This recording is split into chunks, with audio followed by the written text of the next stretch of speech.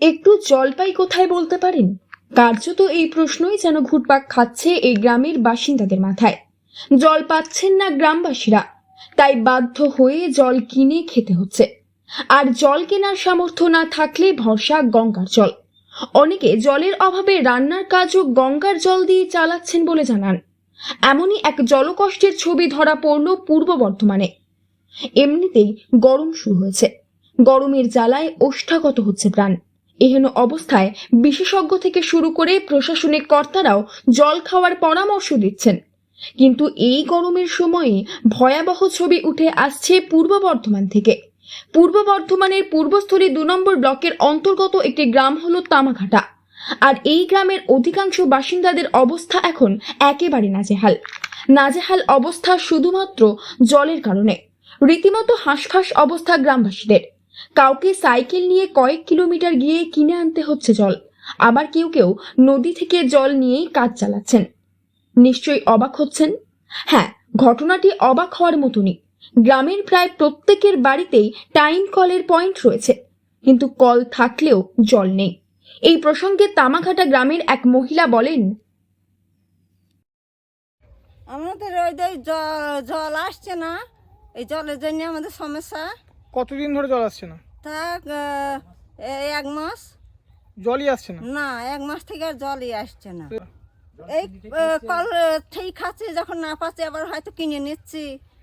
ওই বাড়ি জল দিতে আসছে, কিনে কিনে খাচ্ছে। কি করবা, খেতে হবে এখন। আর ওই গঙ্গা জলে ভাত রান্না করছে, সবজি হচ্ছে।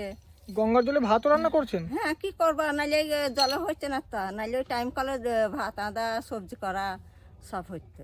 স্থানীয়দের কথায় তামাঘাটা গ্রামের কিছু জায়গায় প্রায় 1 মাস ধরে জল আসছে না।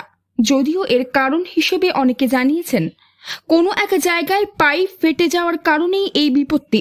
তবে অধিকাংশ বাসিন্দা জানিয়েছেন জলের কোনো ঠিক নেই, কখনো জল পড়ে আবার কখনো জল পড়ে না। তবে তামাঘাটা গ্রামের পূর্ব পাড়ার বাসিন্দারা জানান, বাড়িতে টাইম কল বসানোর পর থেকে একদিনের জন্যও তাদের জল আসেনি। এই প্রসঙ্গে তামাঘাটা গ্রামের পূর্ব পাড়ার এক বাসিন্দার বলেন, আমাদের এই কল দিয়ে গিয়েছে, এখনো কোনোদিন জল পড়েনি। আর এখন বর্তমান যে পাইপে জল আসে, ও মাথায় পাইপ ফেটে গিয়েছে, এখনো কোনোদিন জল আসছে না। আর ওই এক জায়গায় জল পড়ে, গ্রামের লোক সেইখানটা যায়, সবাই জল ঠিকঠাক পায় না। কতদিন ধরে এই সমস্যাটা হচ্ছে? এই জলটা সমস্যা হচ্ছে দিন 20 থেকে। মানে কারেন্টের পোল বসিয়েছে, বললো নাকি পাইপ ফেটে গিয়েছে, দিয়ে পাইপ এখনো সারায়নি। মানে যেখানে একটা জায়গায় জল পাওয়া যায় সেখানে দিন 20 ধরে সমস্যাটা হচ্ছে। হ্যাঁ। আর আপনাদের প্রত্যেকের বাড়িতে বাড়িতে যে কল রয়েছে, যেদিন কল দিয়ে গেছে সেদিন থেকেই জল বন্ধ। কতদিন হবে তাও? বছর দিক দিয়েছে না কলটা, 2 বছর বেশি হবে, এখনো কোনোদিন জল পাই না আমরা। একদিনের জন্য জল না। আসেনি? তাহলে আপনারা খাবার জল কোথা থেকে কেনেন? কিনা বলতে ওই লক্ষ্মীপুর থেকে বেচতে আসে, আমাদের গ্রামের ওমাথা থেকে বেচতে আসে, এইখানে মিঠুন বিক্রি করে। কত দাম দিয়ে কিনতে হয়? 10 টাকা দাম। ওই 20 লিটারের আর জারে? লক্ষ্মীপুর থেকে আসে ওরা 15 টাকা করে নেয়। 20 লিটারের জারে বিক্রি হ্যাঁ। করেন? ওই 1 জার 10 টাকা দিয়ে কিনতে হয়। হ্যাঁ। তাহলে মূলত কল বসানোর পর থেকে একদিনও জল না, আসে না। এই তো এখানে আমার ভাইয়ের কল বসানো আছে, কোনোদিনই জল পড়েনি। এই যে জলের সমস্যা হচ্ছে, এটার বিষয়ে স্থানীয় পঞ্চায়েত প্রধান বা কোথাও জানিয়েছিলেন আপনারা? না, আমরা জানাই না। এখন নেতারা আছে, ওরা যদি না জানায়, আমরা পাবলিক গেলি তো আমাদের কথা গ্রাহ্য করবে না। সামনে ভোট আসছে, ওরা যদি ব্যবস্থা নেয় তাহলে হবে, না এরামই চলবে।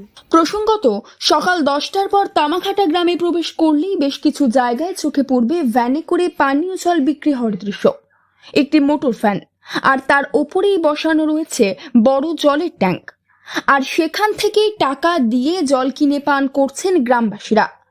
10 টাকার বিনিময়ে মিলছে 20 লিটার জল। জলের অভাবের কারণে গ্রামের গৃহবধূদেরও সেই জল কিনতে আসতে হচ্ছে। জল কিনে তারপর সেই জল কোলে করে বাড়ি নিয়ে যেতে হচ্ছে তাদের। গ্রাম জুড়ে জলের যেন হাহাকার শুরু হয়েছে।